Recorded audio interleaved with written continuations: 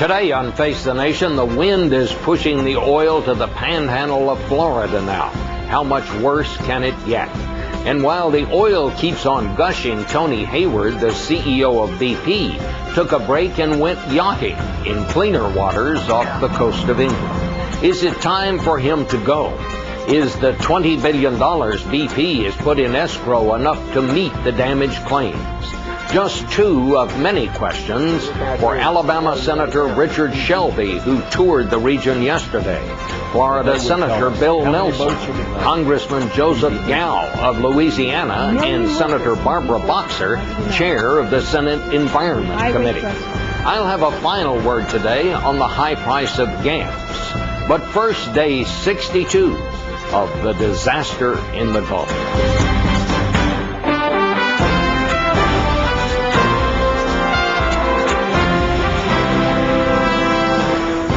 The Nation with CBS News Chief Washington Correspondent Bob Schieffer. And now from CBS News in Washington, Bob Schieffer. And good morning again. Senator Shelby is joining us today from Mobile. Senator Boxer's in San Francisco, Congressman Gow in New Orleans, and Senator Nelson is with us here in the studio. Welcome to you all. Well, Senator Shelby, you were all over the Gulf Coast region yesterday. Did you run into any yacht racing down there? Oh, I didn't, but I ran into a lot of people, a lot of small, medium-sized businesses, fishermen, you know, people that rent things on the beach, condominiums, small business people that don't have yachts but are concerned about their livelihood, and rightly so. I thought, Bob, that the fact that the chairman of BP had the gall, the arrogance to go to a yacht race in one of his, in England, while all of this was going on here, I thought that was the height of stupidity, and I believe myself that he should go. I don't know how he can represent a company in crisis like BP and ignore what's going on in the Gulf of Mexico. Well, Congressman Gow, down there in New Orleans, you kind of got the nation's attention at another congressional hearing the other day when you suggested, I'm sure you didn't mean this literally, but you suggested that another BP official might ought to commit harry-carry. What are your thoughts this morning when you get up and see pictures of Tony Hayward at that yacht race? Again, Bob, I'm very disappointed of how out of touch the executives at BP are. Our people are suffering tremendously down here. I just received news from a staffer of mine that a Vietnamese fisherman actually tried to commit suicide. So it's a situation that is quite desperate for thousands of people. Hundreds of businesses have closed since the oil spill, and the devastation to our wetlands and coastlines, we just have to wait and see the level of the devastation. Senator Nelson, you and Senator Boxer have sent a letter to President Obama about some steps that you think ought to be taken. The President has asked Ray Mabus, former governor of Mississippi, now Secretary of the Navy, to plan a long-term recovery program for the Gulf. But you and Senator Boxer are asking him to take it another step. Tell us briefly what it is you want him to do. Well, I'm headed back to the Gulf this afternoon, excuse me, and they're improving in their communication with the incident command, and I'm grateful for that. And the oil is hitting our beaches now. It's in the Northwest Florida beaches. But for the long term, you really need a military command and control structure where orders are given and things get immediately implemented. And what is, we think, Barbara and I, an improvement is to get the Navy where it becomes the coordinator with marine fisheries, with the EPA, with Fish and Wildlife, because we're in this for the long haul. And of course Florida has a lot more coastline and a lot more beach than anybody else in the Gulf. And it's not just the Gulf, it's the East Coast. When it gets in that loop current, it'll take it around on the East Coast. So we're looking at long-term effects, and it's going to be a long-term cleanup.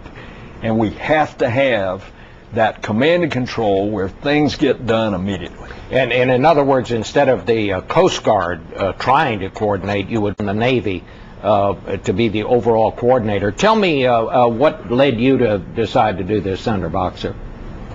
Well, Senator Nelson and I have been very concerned that we need to get ahead of the oil.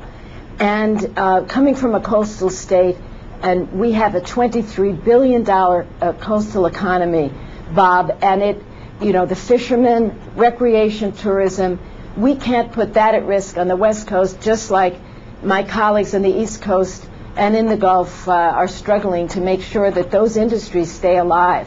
So we want to see a rapid response team get out there, and as Bill said, a command and control. It's just in the area of the beach protection and the cleanup and the nearshore areas, like those beautiful islands that I saw off the coast in Louisiana and the marshlands. And we think this will be a big improvement. President Obama has suggested it for the long term. We're saying accelerate it and get it going now. In other words, get the Navy in there now to coordinate. Yes. The beach cleanup and the nearshore areas like the islands and the marshlands. How does that strike you, Senator Shelby?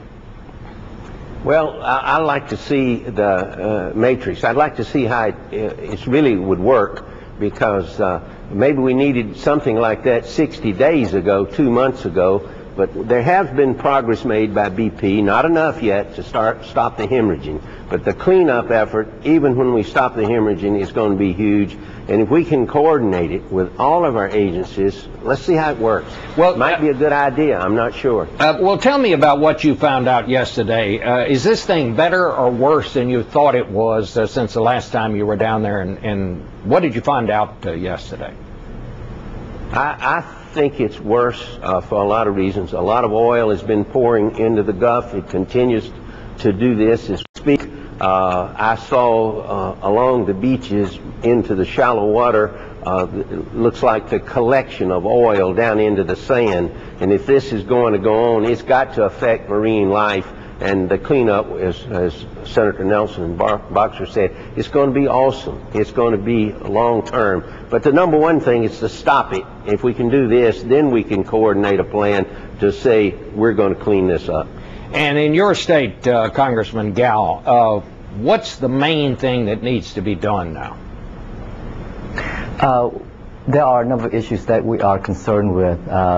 One is better coordination with respect to the cleanup. We've been hollering and yelling for the past 6 weeks for better coordination, and if it requires bringing in the Navy, if it requires bringing in the Air Force or what have you, we just need the necessary infrastructure to be there to send ships out there to clean up the marshes, to build those berms, to do everything that we can to keep the oil out. And the second issue that we are facing, and we have approached the administration for a solution, is the moratorium that potentially can cost the state up to 60,000 jobs. I have proposed to the Secretary Salazar, the possibility of allowing partial drilling, which will achieve both goals of providing the administration with the time to implement reviews, to implement new procedures and protocol, but at the same time allow Louisiana to keep the jobs here.